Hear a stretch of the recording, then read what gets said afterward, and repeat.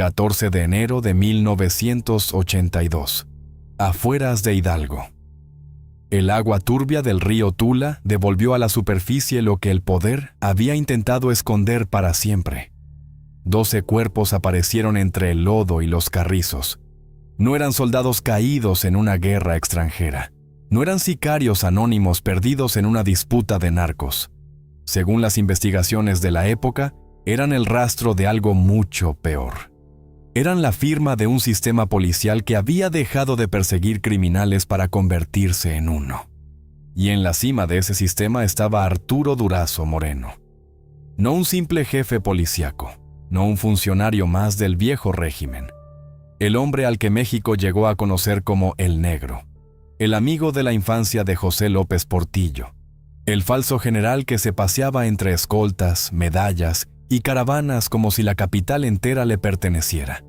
El hombre que convirtió la placa en licencia para extorsionar, desaparecer, fabricar culpables y levantar una fortuna tan obscena que terminó copiando el Partenón de Grecia en una colina de Zihuatanejo. Hoy vas a descubrir 4 cosas. Primero, como un muchacho nacido en la pobreza de Cumpas, Sonora, terminó usando su amistad con un futuro presidente para construir un imperio de miedo en la ciudad más grande de México.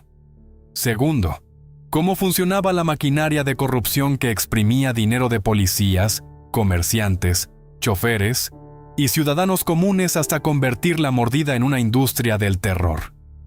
Tercero, cómo levantó una mansión valuada en cientos de millones de pesos, usando según múltiples testimonios a sus propios agentes como mano de obra forzada, como si el estado entero fuera su finca privada. Y cuarto, ¿qué pasó cuando el régimen que lo protegía cayó? ¿Cómo empezó su fuga? ¿Quién lo delató? ¿Y por qué su apellido terminó convertido en sinónimo de vergüenza, ruina y sangre? Esta no es solo la historia de un policía corrupto. Es la historia de cómo un hombre tomó una ciudad, la exprimió hasta los huesos y trató de convertir el miedo en mármol. Pero para entender cómo llegó tan lejos, primero hay que volver al principio. Ahí, donde nació la obsesión que lo devoró todo. Todo comenzó lejos del mármol, lejos de los escoltas, lejos de las caravanas de autos oficiales y de los salones donde años después se emborracharían jueces, políticos y traficantes. Comenzó en Cumpas, Sonora, el 19 de octubre de 1918. Un rincón áspero del norte de México donde la tierra no regalaba nada y donde crecer significaba aprender demasiado pronto que el hambre no tiene paciencia. Arturo Durazo Moreno vino al mundo en un país todavía sacudido por las heridas de la revolución, en una familia que no heredó apellidos poderosos, ni dinero, ni contactos, solo necesidad. Y la necesidad, cuando se mezcla con orgullo herido, suele producir hombres peligrosos. Muy pronto su familia dejó Sonora y se fue a la capital. No por ambición, por supervivencia. La Ciudad de México de los años 20 y 30 prometía futuro, pero para los pobres solo ofrecía vecindades apretadas, calles sucias y la humillación diaria de mirar desde abajo una ciudad que brillaba para otros. Colonia Roma no era para él la postal elegante que después venderían las revistas. Para Arturo era el territorio donde aprendió a mirar vitrinas que no podía tocar, trajes que no podía comprar y mesas a las que jamás lo invitarían. Ahí empezó todo. Ahí nació la herida. Porque hay hombres a los que la pobreza les enseña disciplina. Y hay otros a los que les deja una rabia silenciosa. Una rabia que no se apaga cuando llega el dinero, sino que crece. Arturo parecía pertenecer a esa segunda especie. No quería solamente salir de la miseria. Quería vengarse de ella. Quería entrar a los salones donde antes no lo dejaban pasar, pero no como invitado, como dueño, como amo, como el hombre al que todos tendrían que mirar con miedo. Fue en esas calles donde ocurrió el encuentro que cambiaría no solo su vida, sino una parte oscura de la historia de México.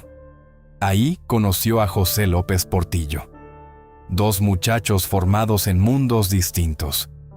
Uno cargaba el hambre, la dureza del barrio, la fuerza bruta, la lealtad útil para los trabajos que nadie quería ensuciarse haciendo.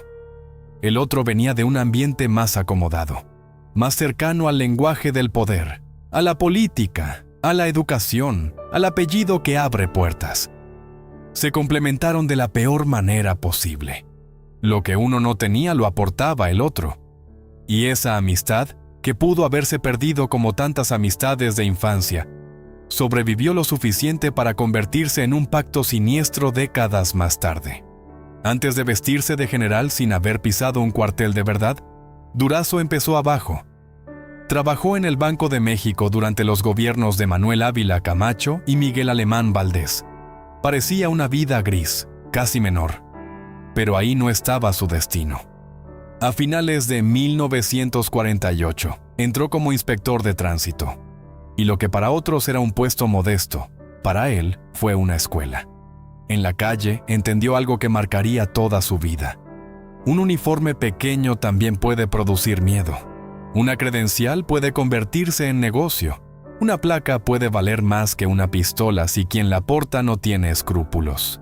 Después, vino la Dirección Federal de Seguridad. Hacia 1958 ya había escalado hasta posiciones de mando. El país entraba en décadas donde el Estado aprendió a vigilar, aplastar y desaparecer a quienes incomodaban. Arturo encontró ahí el idioma que mejor entendía, no el de la ley, el del control, el de la violencia administrada, el del enemigo reducido a expediente.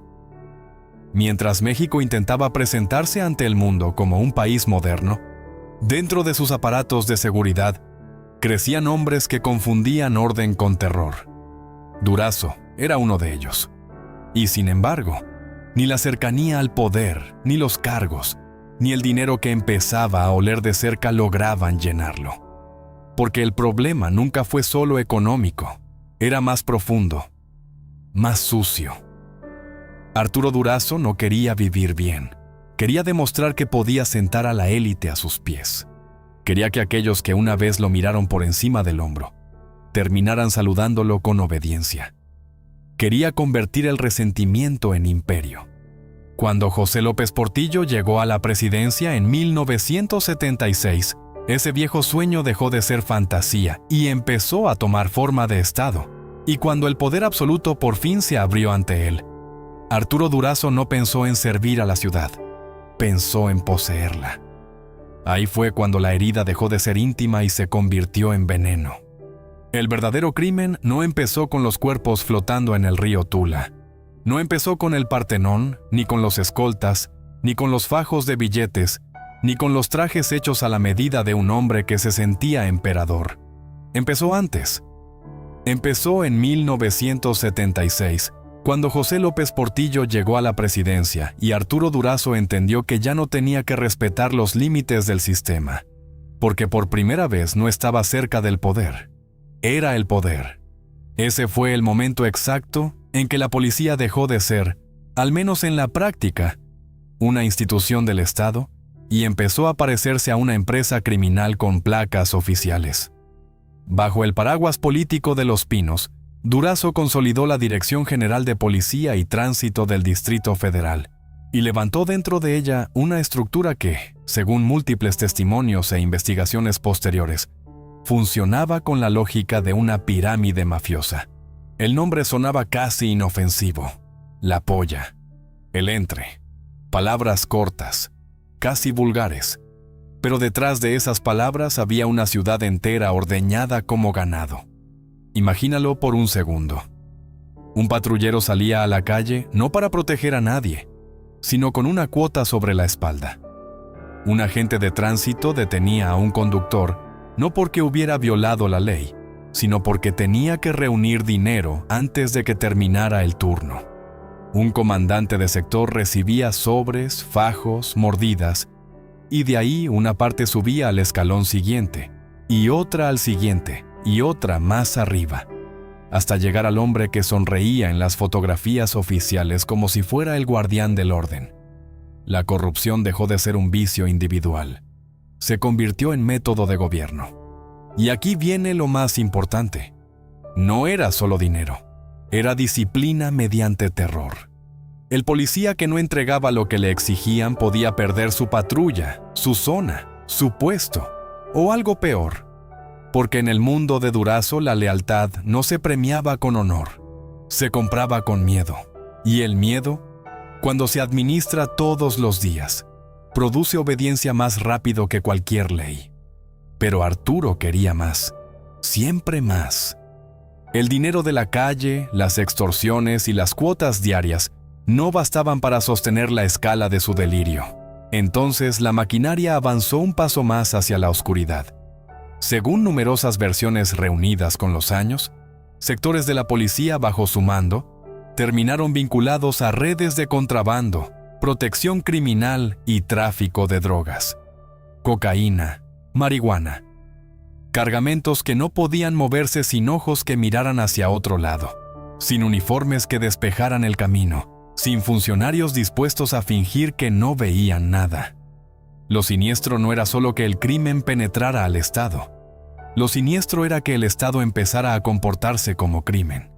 Y aún así, eso no era suficiente, porque un imperio así necesita justificar su existencia. Necesita aparentar eficacia, necesita salir en los periódicos con grandes golpes, con detenidos, con titulares. Así nació uno de los mecanismos más perversos de todo el sistema: la fabricación de culpables. Ocurría un robo escandaloso, un banco, una joyería, un caso que encendía la indignación pública. Y en lugar de investigar, muchos agentes simplemente salían a cazar pobres. Hombres sin apellido, sin defensa, sin dinero para abogados. Los levantaban, los encerraban, los golpeaban durante horas, a veces durante días, hasta que firmaban una confesión que ya estaba escrita antes de que ellos entraran al cuarto. Después venía el teatro. Los mostraban ante la prensa como si fueran monstruos capturados por una policía brillante. Las cámaras tomaban fotos, los periódicos publicaban nombres. La ciudad respiraba tranquila, caso resuelto. Pero los verdaderos responsables, según relataron después quienes conocieron esa podredumbre desde dentro, seguían libres. A veces porque trabajaban con la propia red. A veces porque la red misma los había protegido desde el principio. Eso fue lo que Arturo Durazo construyó. No un cuerpo de seguridad, no una estrategia contra el delito. Construyó una fábrica de miedo. Una ciudad donde millones de personas entendieron que la placa podía ser más peligrosa que el ladrón, que el uniforme podía entrar a tu vida, arrancarte de tu casa y convertirte en culpable solo porque alguien allá arriba necesitaba un resultado para la prensa y otro paquete de dinero para la caja.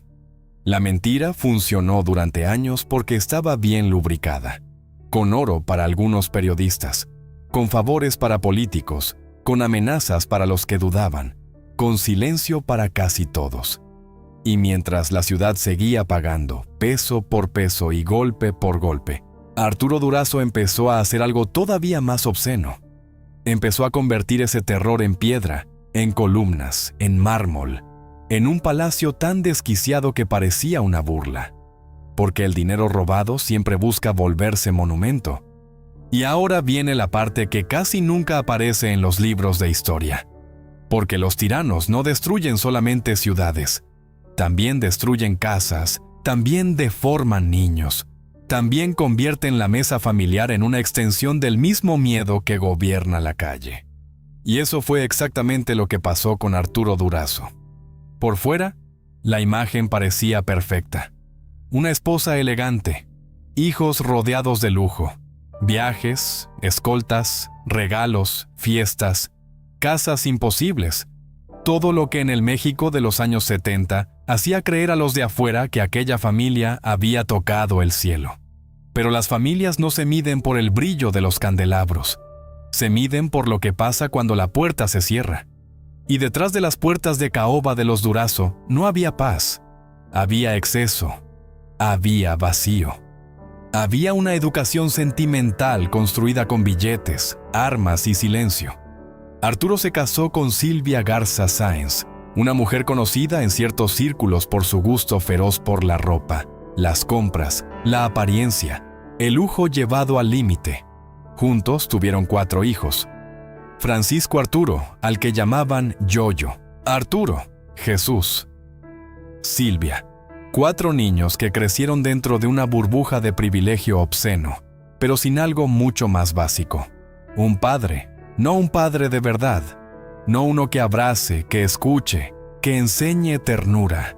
Tuvieron otra cosa, tuvieron a un hombre que confundía amor con posesión y presencia con exhibición. Porque Arturo Durazo no educaba, programaba, no formaba personas, fabricaba extensiones de sí mismo. Y aquí aparece uno de los detalles más perturbadores de toda esta historia. Roberto Palazuelos, que de niño convivió con el entorno de esa familia, recordó años después escenas que parecen sacadas de una película enferma. En las reuniones privadas, en los días de descanso, en las propiedades donde otros padres habrían llevado bicicletas, pelotas o juegos de mesa, Durazo reunía a los niños y les ponía armas en las manos. Armas reales, no de juguete, no réplicas, subametralladoras, pistolas, metal verdadero, peso verdadero, muerte verdadera. Imagínalo por un segundo. Un niño todavía sin entender del todo lo que significa la palabra consecuencia, escuchando a su propio padre explicarle cómo cargar un arma, cómo apuntar, cómo apretar el gatillo.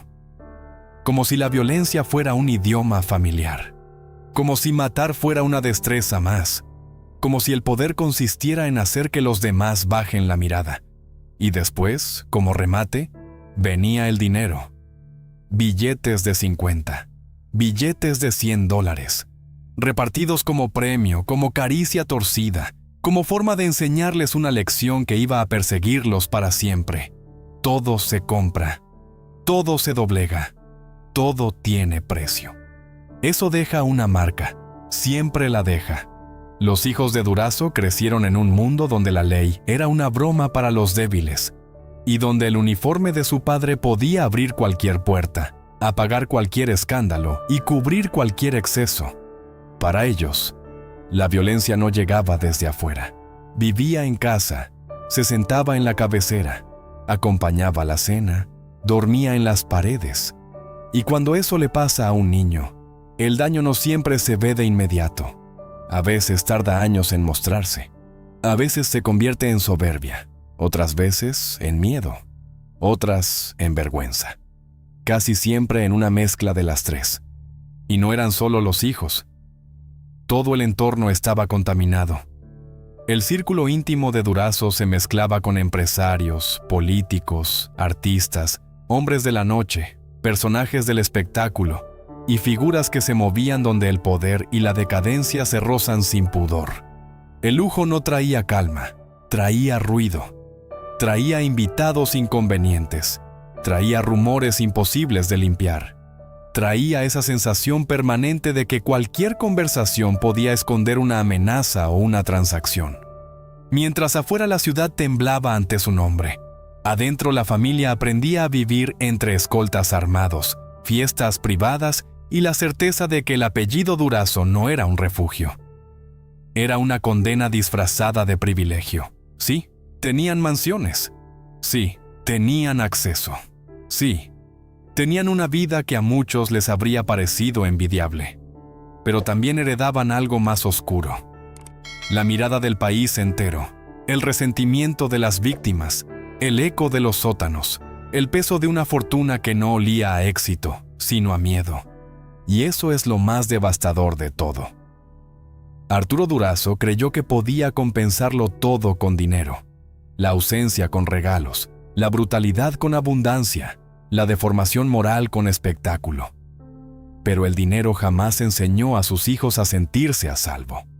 Solo les enseñó a vivir encerrados dentro del apellido de un hombre que estaba construyendo su imperio como si fuera eterno, sin darse cuenta de que también estaba construyendo la ruina emocional de su propia sangre. El dinero robado casi siempre quiere volverse paisaje. Quiere dejar de ser sobre, mordida, amenaza, golpe y convertirse en algo que deslumbre. Una casa, una torre, un jardín, una estatua.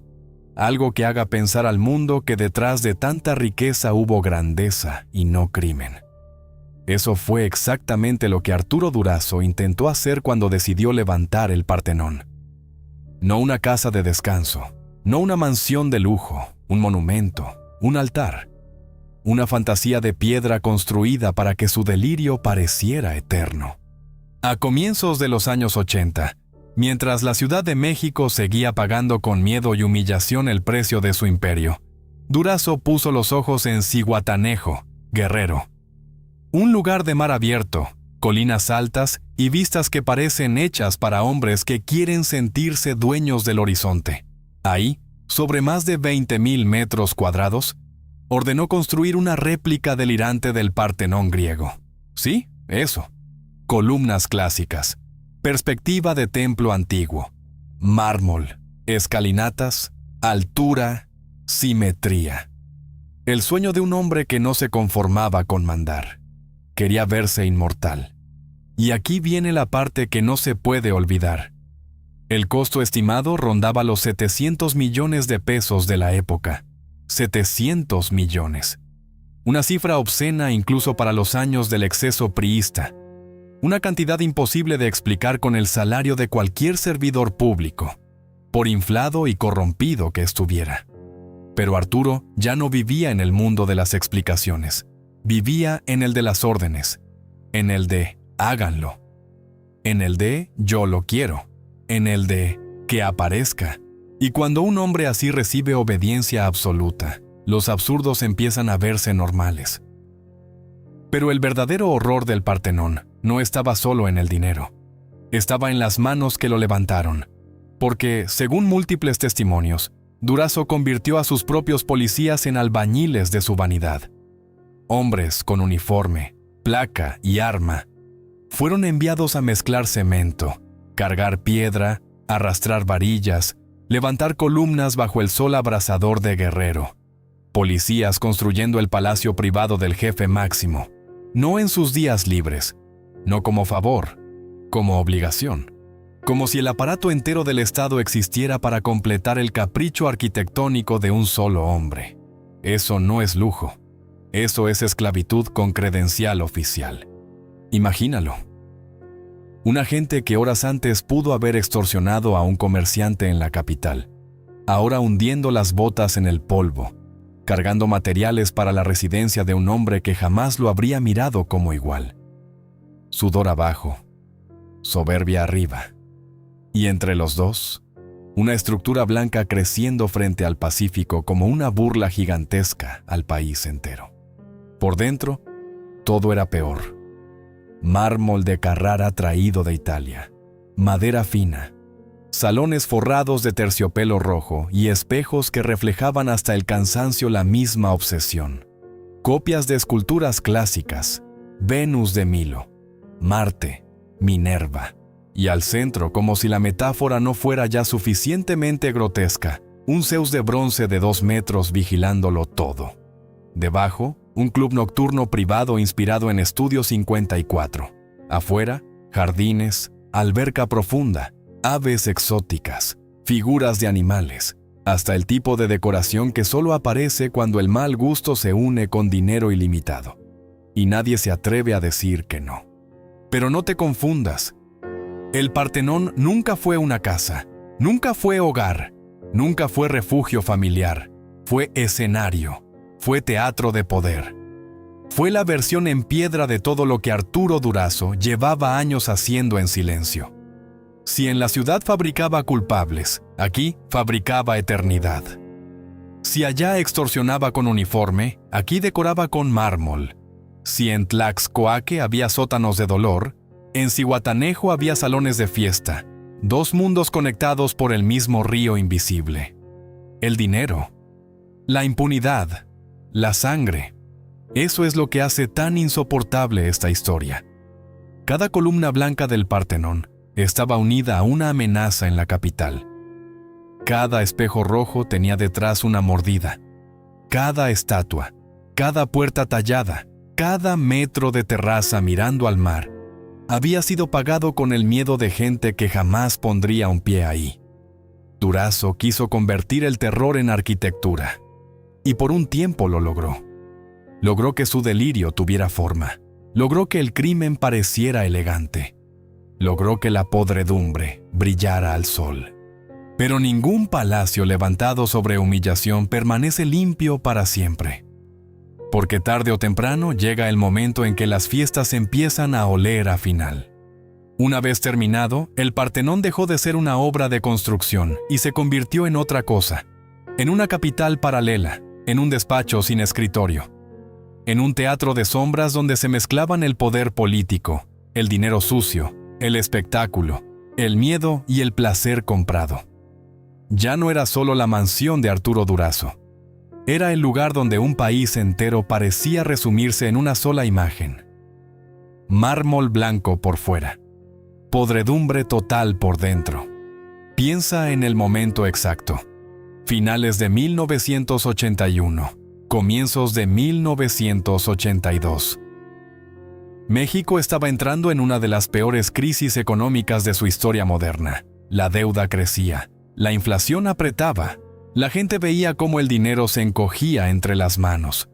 Y mientras el país se acercaba al abismo, allá arriba, en Zihuatanejo, seguían corriendo el champán, las luces, la música, las bandejas llenas y los favores indecentes. En el mundo de Durazo, la crisis no existía. O mejor dicho, sí existía, pero servía para una sola cosa: recordarle que podía hacer lo que quisiera mientras el resto apenas sobrevivía. Las noches del Partenón empezaron a adquirir fama de leyenda oscura. No eran fiestas normales, no eran reuniones de sociedad, eran ceremonias de impunidad.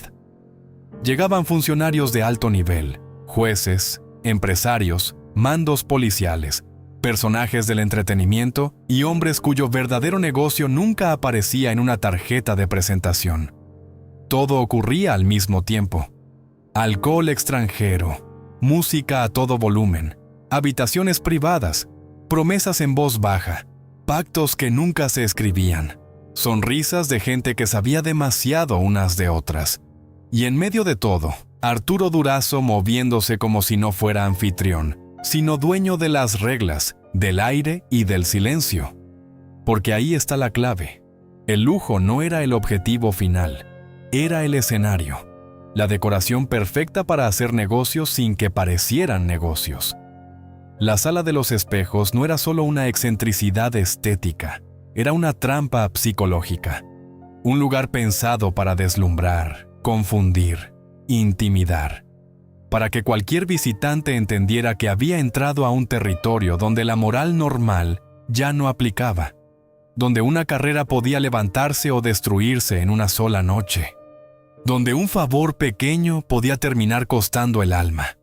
Y hay algo más. Según múltiples versiones recogidas con los años, el Partenón también funcionó como punto de cruce entre la política, la policía, el narcotráfico y cierta zona oscura del mundo del espectáculo. El mismo hombre que levantó un templo con dinero arrancado a la ciudad, supo rodearse de figuras dispuestas a aceptar el trato. Nadie llegaba ahí por casualidad. El que cruzaba esas puertas sabía o intuía que estaba entrando a un lugar donde el poder no tenía frenos. Algunos iban por placer, otros por conveniencia, otros por miedo. Muchos por las tres cosas al mismo tiempo. Y mientras la música sonaba abajo en el club privado al estilo Estudio 54, arriba seguían circulando las historias que después se convertirían en rumor, investigación y vergüenza nacional. Nombres conocidos, relaciones turbias, favores concedidos, silencios comprados. Incluso el entorno de Luisito Rey y ciertas sombras alrededor del universo de Luis Miguel comenzaron a rozar ese ecosistema donde Durazo repartía acceso, como si repartiera absoluciones. En ese tipo de lugares nadie pregunta demasiado, nadie quiere saber la versión completa, porque la versión completa casi siempre ensucia. Eso era el imperio del exceso. No solamente una vida lujosa, sino una maquinaria donde cada copa servida era posible gracias a una mordida en la ciudad, donde cada gramo consumido recordaba que sectores del propio aparato de seguridad habían aprendido a convivir con el negocio que debían combatir, donde cada invitado terminaba siendo parte de una red más grande de complicidades. La mansión ya no era una residencia, era una central de mando emocional. Ahí se premiaba, se amarraba, se tentaba, se exhibía. Ahí el poder se volvía seducción. Pero los imperios del exceso tienen una enfermedad incurable. Empiezan a creer en su propia eternidad. Ese fue el error de Durazzo. Confundir duración con invulnerabilidad. Pensar que porque nadie lo frenaba en 1981, nadie lo frenaría en 1982. Pensar que el amigo en la presidencia duraría para siempre. Pensar que un país quebrado iba a seguir tolerando por mucho tiempo más el espectáculo obsceno de un jefe policíaco con palacio griego, zoológico privado, club nocturno y fortuna imposible de esconder. Y entonces llegó el ruido que ninguna orquesta del Partenón podía tapar: el final del sexenio de José López Portillo. La entrada de Miguel de la Madrid con la promesa de la renovación moral. La necesidad urgente del sistema de entregar un culpable visible. Un exceso demasiado grande para seguir protegiéndolo. Un símbolo demasiado ofensivo para dejarlo intacto. Arturo Durazzo había pasado años creyendo que estaba por encima de la ley. No entendió que en realidad dependía de algo mucho más frágil: el humor del régimen. Y cuando ese humor cambió, el mármol dejó de parecer eterno. Empezó a parecer evidencia. Todo imperio construido sobre miedo tiene un problema. Necesita que el miedo dure más que el hombre que lo administra. Y eso casi nunca ocurre. Porque los dictadores privados, los reyes sin corona, los caciques que creen mandar por encima de la ley, no suelen caer cuando se vuelven buenos. Caen cuando dejan de ser útiles. Arturo Durazzo tardó demasiado en entenderlo. Pensó que su amistad con José López Portillo era una muralla. Pensó que los años de obediencia comprada lo blindaban. Pensó que su nombre ya estaba por encima del calendario político. Y entonces llegó 1982. José López Portillo dejó la presidencia y con él empezó a evaporarse el aire que mantenía suspendido todo el edificio de impunidad. México entraba a una nueva etapa. La crisis económica había desnudado al régimen. La deuda, la inflación, la rabia social, el cansancio moral, todo estaba explotando al mismo tiempo. Miguel de la Madrid llegó con una promesa que sonaba limpia en un país empapado de lodo. Renovación moral. 2 palabras, solo 2, pero para hombres como Durazzo significaban peligro, porque cuando un sistema necesita fingir que se está purificando, siempre busca primero al pecador más visible. Y Arturo era demasiado visible, demasiado obsceno, demasiado grande. Su Partenón en Zihuatanejo, sus propiedades, sus excesos, los rumores que ya corrían por todo México, los enemigos que había acumulado durante años, todo eso lo convirtió en el candidato perfecto para ser sacrificado. Lo que antes era intocable, empezó a convertirse en prueba. Lo que antes era admiración forzada, empezó a parecer repulsión nacional. Durazzo hizo lo que hacen muchos cobardes cuando descubren que la protección era prestada. Huyó, escapó de México y buscó refugio en Brasil, como si cambiar de país pudiera borrar la memoria de una ciudad entera. Como si la distancia pudiera disolver los sótanos, los cuerpos, los expedientes, las cuotas, las mansiones y los nombres de quienes habían sufrido bajo su mando. Pero la fuga no hizo más que destruir el último pedazo de mito que le quedaba. El supuesto hombre fuerte, el falso general, el amo de la capital, había terminado escondiéndose. Y entonces ocurrió algo todavía peor para él. En 1983, apareció un libro que funcionó como una confesión sin absolución. Lo negro del negro Durazzo, escrito por José González González, uno de los hombres que había estado cerca de su círculo íntimo. No era un panfleto cualquiera, era una herida abierta, un mapa del horror, un relato desde dentro sobre redes de extorsión, robo, tortura, complicidades y crímenes que por fin empezaban a tener forma pública. México lo leyó con una mezcla de morbo y espanto, porque en el fondo el país ya sabía. Lo que faltaba era verlo escrito. La caída formal llegó en 1984. El FBI lo detuvo en San Juan, Puerto Rico. ¡Qué imagen más brutal para un hombre que había querido parecer emperador! No cayó en una batalla, no fue derrocado en su palacio, no terminó como un guerrero, terminó como terminan tantos hombres que abusaron demasiado del poder. Arrestado, expuesto, devuelto. Llevado de regreso a México no como general, no como jefe, no como leyenda, sino como acusado. La sentencia fue de 16 años, aunque al final solo cumpliría 8 antes de salir en 1992, alegando problemas de salud. Y ahí está una de las mayores obscenidades de esta historia. El tamaño del castigo jamás se acercó al tamaño del daño. Para las víctimas no hubo reparación proporcional. Para la ciudad no hubo justicia suficiente. Para el país no hubo verdadera catarsis, solo un mensaje frío. Incluso cuando caen, algunos hombres siguen cayendo sobre almohadas. Los últimos años fueron una caricatura triste del poder que había tenido. Enfermo de cáncer de colon, envejecido, aislado, viviendo en Acapulco como una sombra de sí mismo. Y el 5 de agosto de 2000, murió a los 81 años.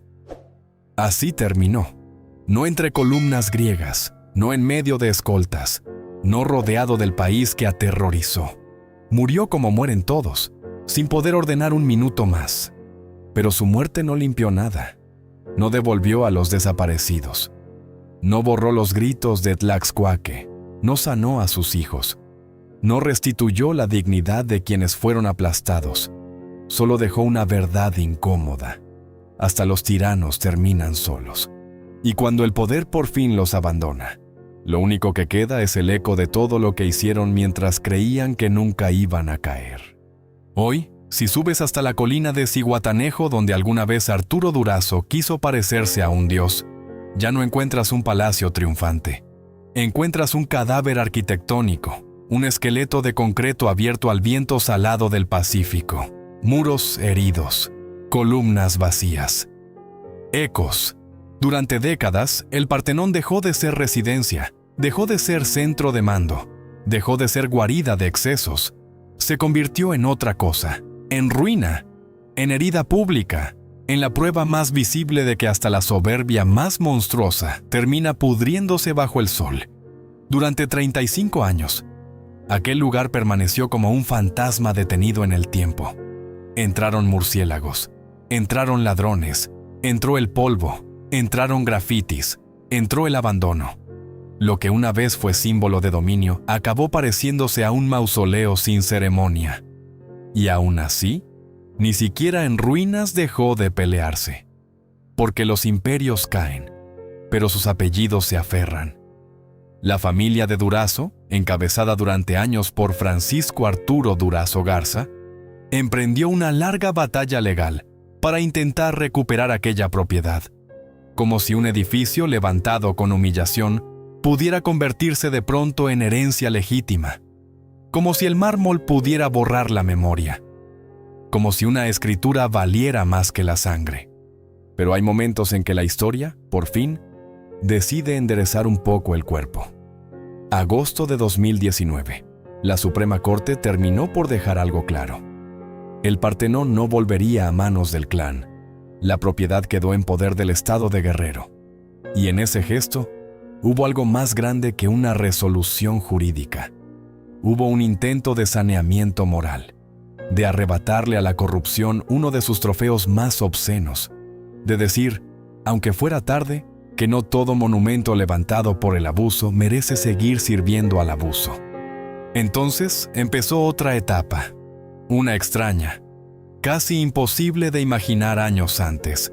La idea de recuperar ese lugar para convertirlo en espacio cultural, donde antes hubo pactos oscuros, abrir salas, donde antes hubo lujuria comprada y complicidad, abrir actividades públicas, donde antes reinó el secreto, dejar entrar a la comunidad. La transformación no borra el pecado original, no lo absuelve, no limpia mágicamente cada rincón, pero dice algo importante, que la sociedad, a veces, puede arrancarle a la podredumbre una parte de su botín y obligarla a servir a la memoria. Y aún así, no conviene engañarse. Ningún centro cultural devolverá a los muertos del río Tula. Ninguna restauración borrará los gritos que salieron de Tlaxcuaque. Ningún proyecto institucional reparará por completo a las familias marcadas, a los inocentes fabricados como culpables, a los agentes aplastados por la misma máquina que juraron servir. Hay heridas que no cicatrizan, solo cambian de forma, solo dejan de sangrar a la vista y empiezan a doler por debajo. Eso fue Arturo Durazo, no solo un hombre corrupto, no solo un policía criminal. Fue una lección monstruosa sobre lo que ocurre cuando el poder deja de tener límite, cuando el uniforme se convierte en negocio, cuando la cercanía con la presidencia se interpreta como licencia para destruir. Más de 700 millones de pesos robados, 12 cuerpos emergiendo del agua, un sistema entero de mordidas, sótanos, favores y miedo. Una familia condenada a cargar un apellido envenenado. Un país obligado a mirarse en el espejo más sucio de su propia historia. Tal vez eso sea lo único parecido a la redención que esta historia permite.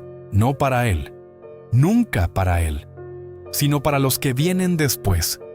Recordar que ningún palacio construido con terror permanece limpio. Que ninguna medalla comprada sobrevive al juicio del tiempo. Que ninguna columna griega puede sostener para siempre el peso de una ciudad humillada. Arturo Durazo quiso convertir el miedo en piedra, quiso que el mármol lo volviera eterno, y al final ocurrió lo contrario. El mármol quedó, pero no como monumento a su gloria, como prueba de su vergüenza, porque esa es la sentencia final que la historia dicta cuando ya no quedan jueces suficientes.